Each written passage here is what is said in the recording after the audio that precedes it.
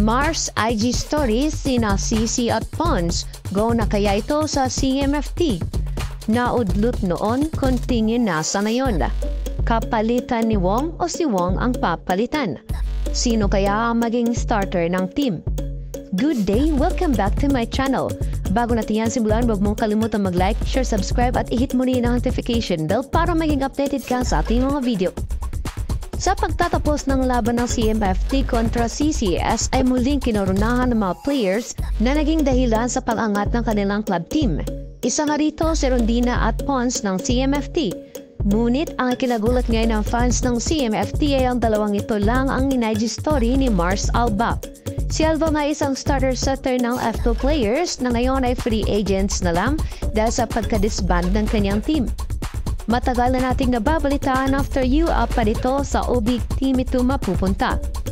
Ngunit marami nga ang nadismaya dahil sa split-second decision nitong sa cargo movers ito madederecho dahil na rin sa mga bashing sa kanya. Mula noon ay nakita natin nasa yellow and white nga siya naglalaro.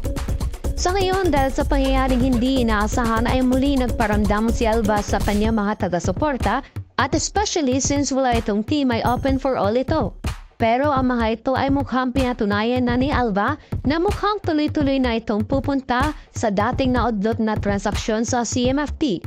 Sa kadami-dami ng individual awardees ay 2 player lamang Titan sa kanyang in-story. Marami tuloy sa mga OB fans ang na-excite sa pagpapakita ng motibo ni Alba na muling yakapin ang naudlot ito sa nakaraan.